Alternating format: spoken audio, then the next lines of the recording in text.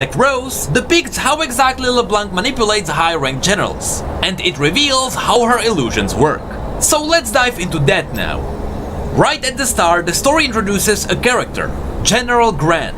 Now, if you have a really good memory, you may remember General Grant from the short story of Swain. It was the story called The Black Powder Plot. And if you remember what happened there, you know how awesome this story is about to get.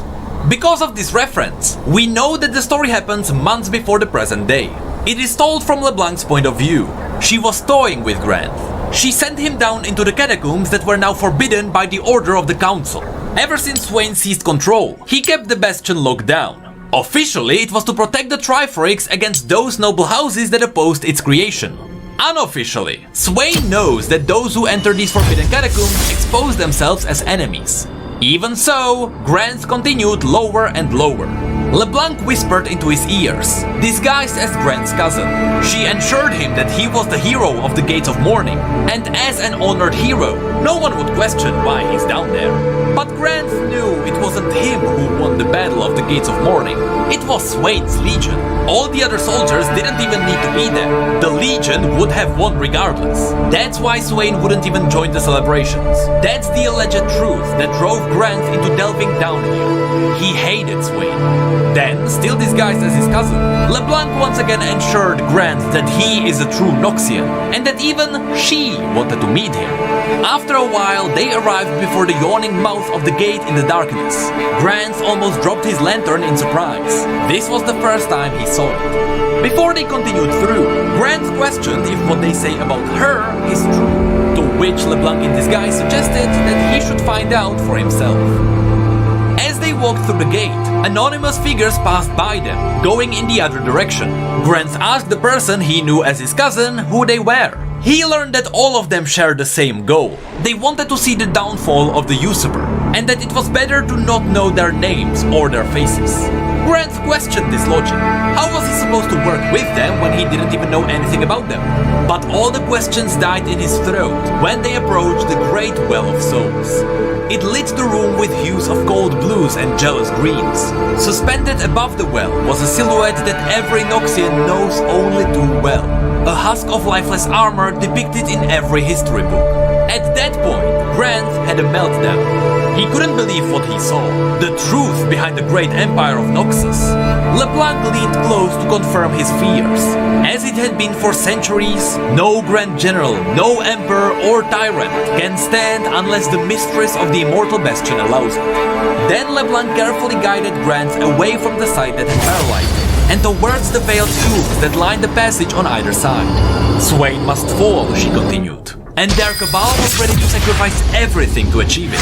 After that, LeBlanc pulled back one of the shrouds, and there he was, the desecrated body of Hadrian, Grant's cousin.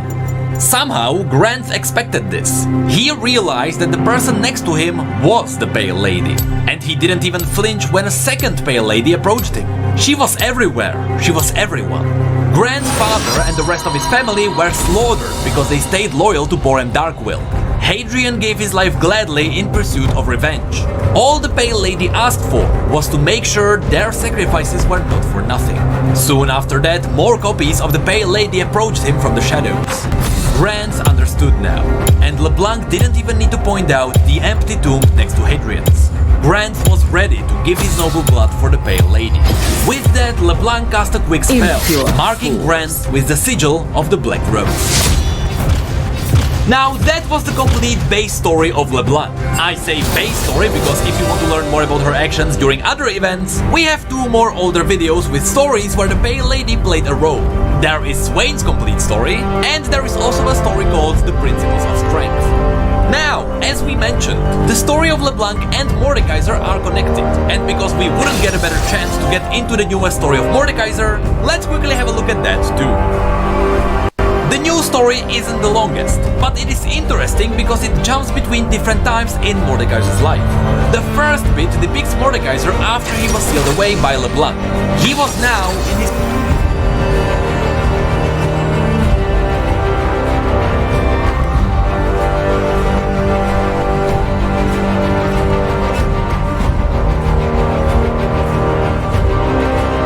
own realm, the afterworld he created, the Midna Raknun, as it was called there.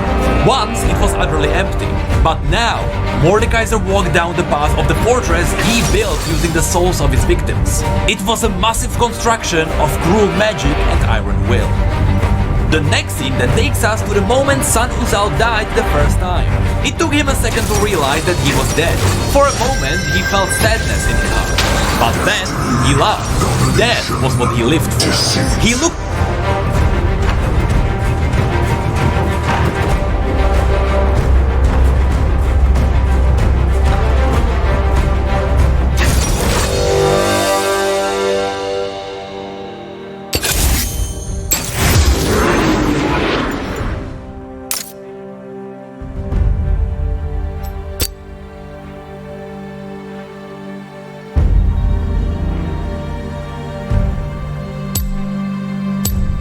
around and scanned the distance for the Grand Gateway of Souls that would lead him to the Hall of Bones. But there was nothing but fog and fine sand as far as he could see. Time passed as he endlessly searched around. None of this made sense to him. Soon, confusion melted into disbelief. Disbelief kindled anger, and anger flared into fury. He wasn't sure if the priests lied, if they were false prophets, or if his ancestors simply made an error of judgment. Then he realized none of it mattered. What mattered was the here and now. He conquered the wildlands, led the tribes and built an empire. He conquered all that would oppose him, and death would be no different. The next scene takes us to the moment San Uzal was summoned back into the world. Blood spilled around as San Uzal, now known as Mordekaiser, approached the last surviving mage. It required the power of 13 mages to bring the legendary San Uzal back. The last mage tried to stop the Revenant with a fireball of blue flame. It fully engulfed Mordekaiser, but it did not stop him. In fact, Mordekaiser took the hit to protect a book known as the Tome of Spirits from the flames. It was another piece of knowledge for his plans. Mordekaiser lifted nightfall, and with a satisfying crash, the 13th mage joined the rest. In the last scene, Mordekaiser was back in the throne room of his afterworld. Powerful undead warriors lined the sides of the room, but none of them dared to speak. Only the wailing of weaker spirits lingered in the air. To Mordekaiser, these tormented voices were like music, and they were the loudest near the throne itself. Mordekaiser approached the throne to appreciate the fine work. This single part took more souls to craft than any other piece in the bastion. A moment later, with nightfall in hands, he obliterated the throne, and hundreds of souls echoed in the Great Hall as they all vanished. Now, surrounded only by the strongest of his generals, he was ready for his final reign. He walked out of the Great Hall and towards the heart of his fortress. In its center, there was a relic that tied Midna Raknun to the mortal realm. A relic that was tied to the heart of the immortal bastion. I am actually glad that we covered this story together with LeBlanc, because I think it is obvious that the Well of Death inside Noxus is the gateway to Mordekaiser's realm. The question is, how big of a storyline can this become? And will Riot be able to bring Mordekaiser back without destroying half of Valoran? One thing is certain though. You're all playing chess right now, aren't you? Hey, did you know that we have social media and Twitch where we talk about other League facts and stories? And did you know that we have neat mugs and shirts too? The links to all of that will be below. And as always, thank you, come again.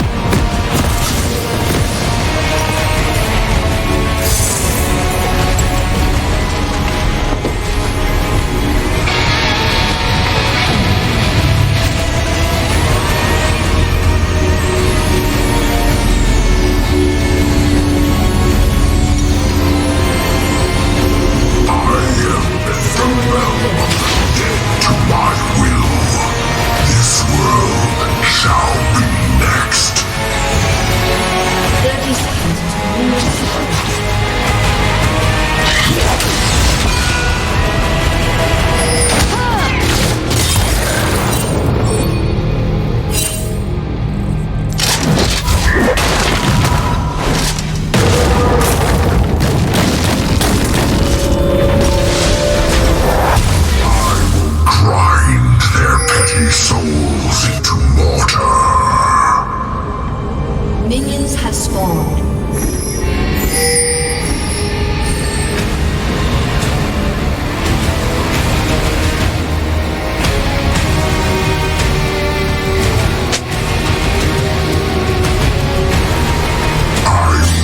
My iron fist to subjugate the living.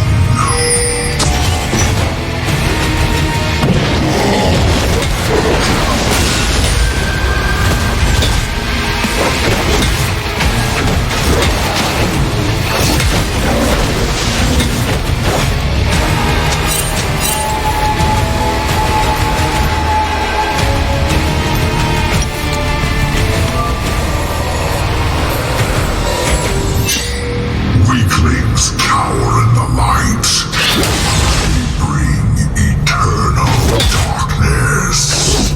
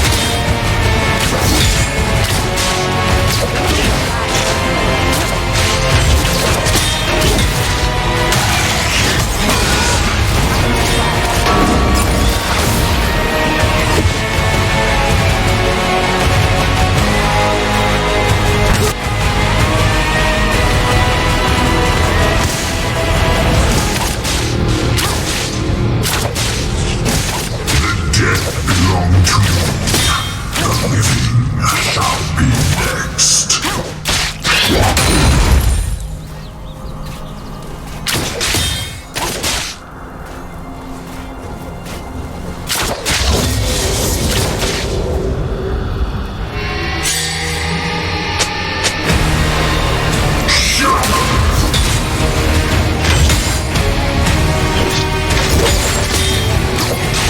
Don't say I.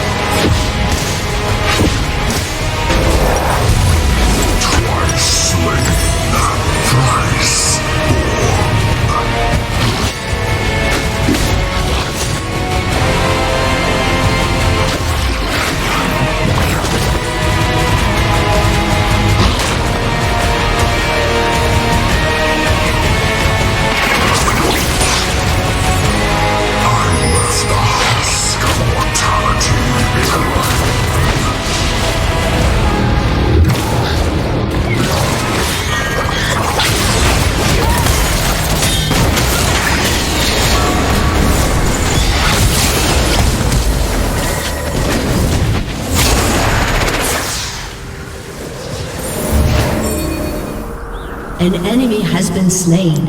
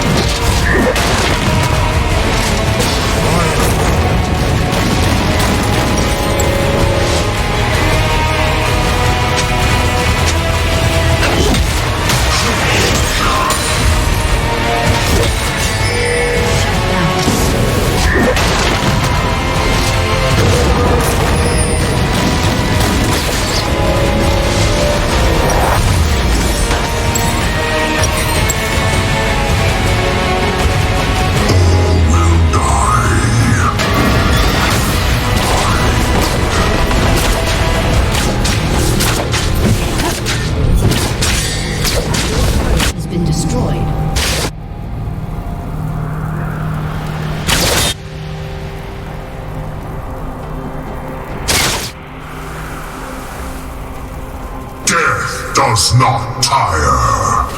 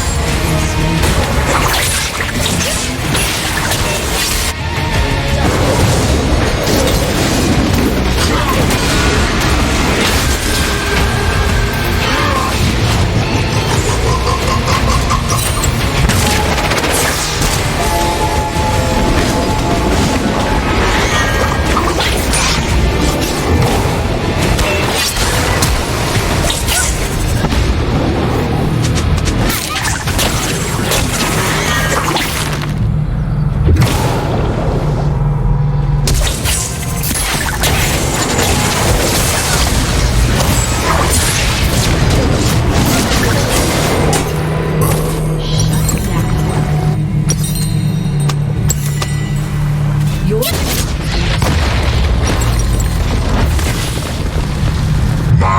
will is once again bound to iron.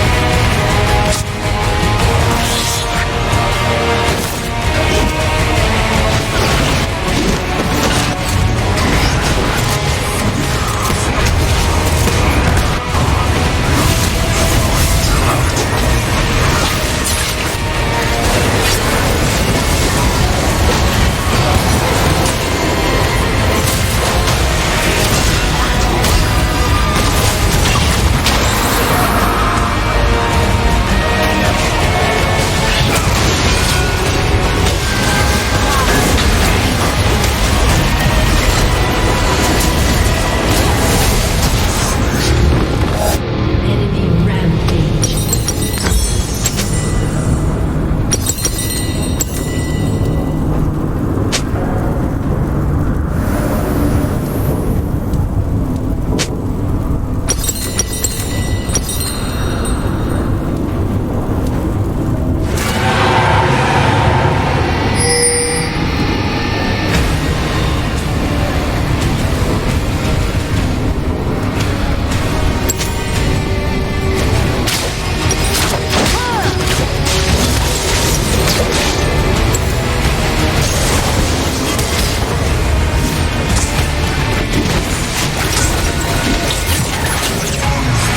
By mortality.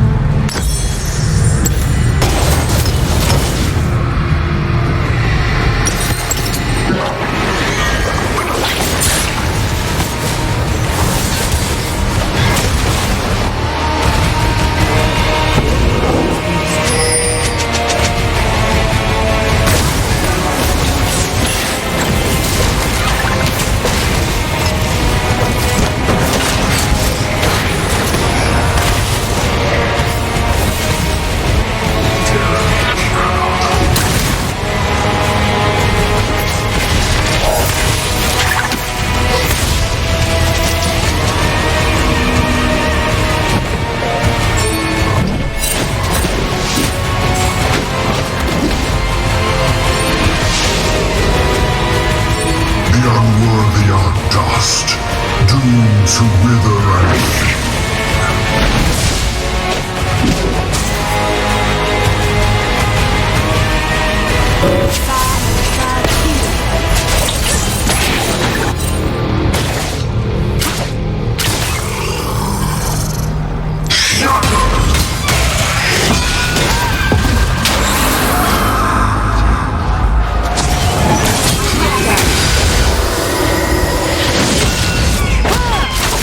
Go for the eyes.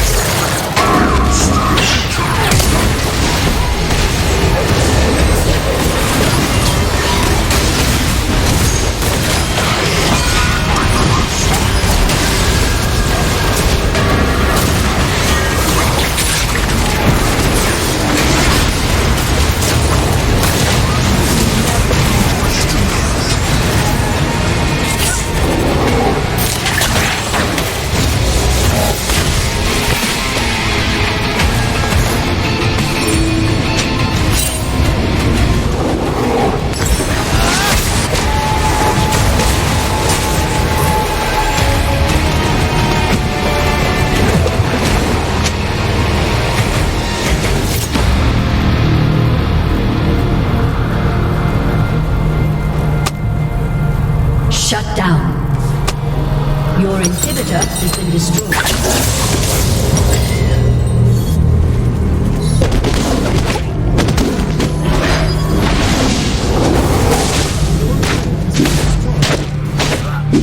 My will is once again bound to iron.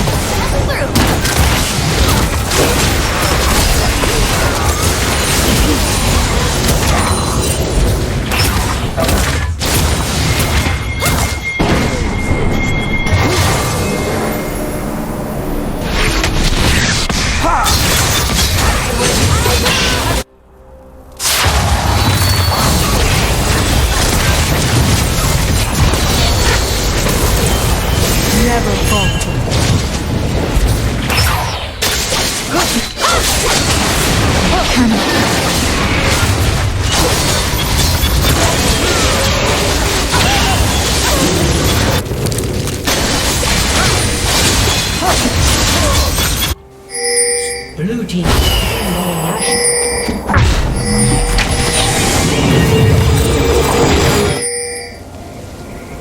Lead the way.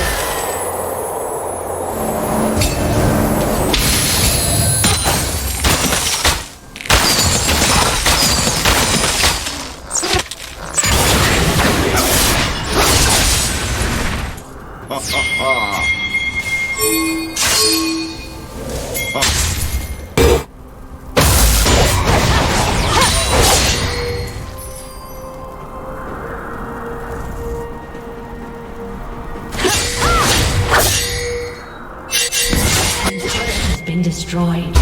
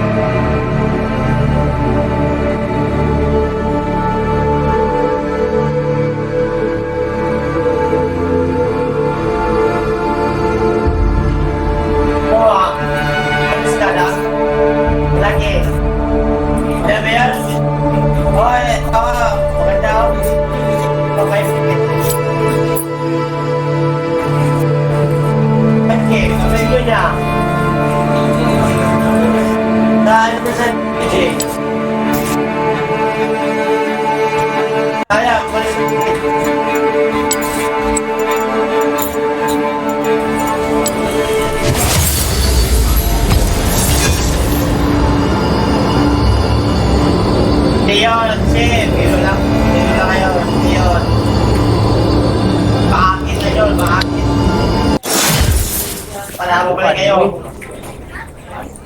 Ako pa Philjohn man. Anan ko na yan. Shit! Hindi ko. May nakita lang ko yan. Ang paat.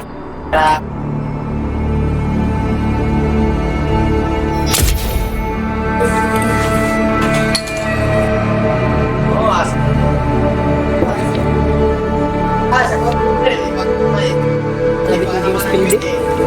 Wala na ako.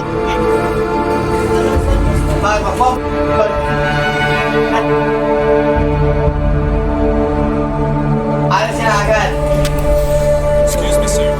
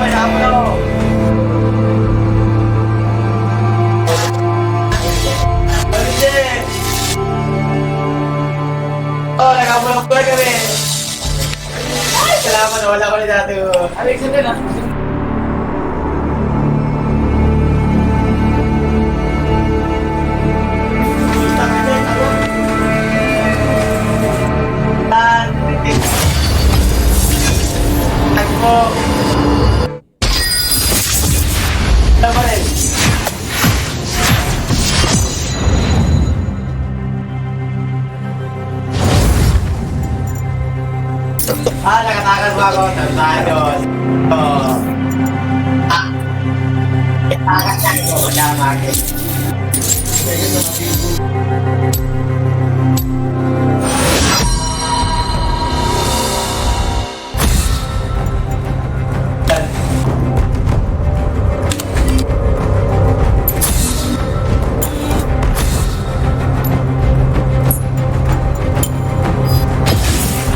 You're duller than a broken sandwich. Kadula. Added numbers more. Tarong ba? Pagder. Ha? Hindi kang tunggan. Sa?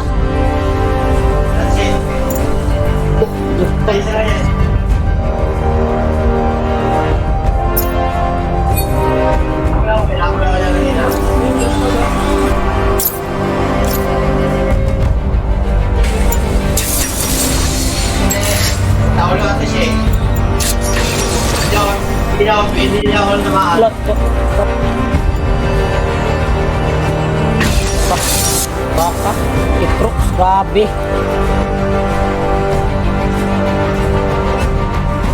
Slayer.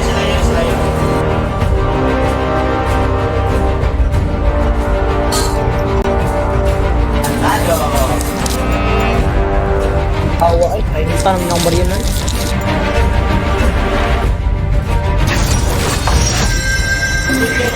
Lagi ko na ko ba rin? Ano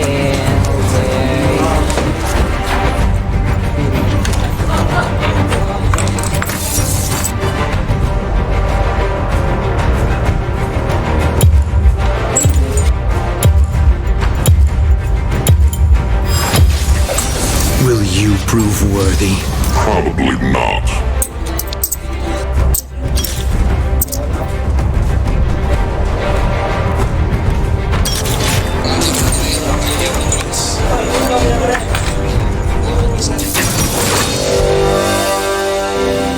May ginawa sa may building ha. grabe ba na eh. Team Diet.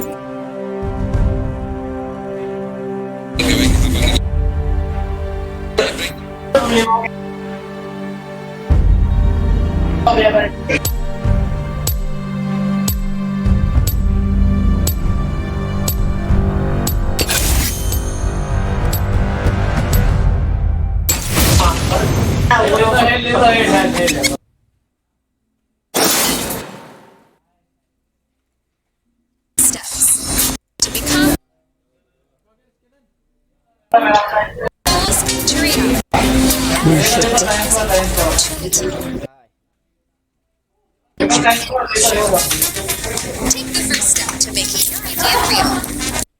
Together, we'll be a lot harder.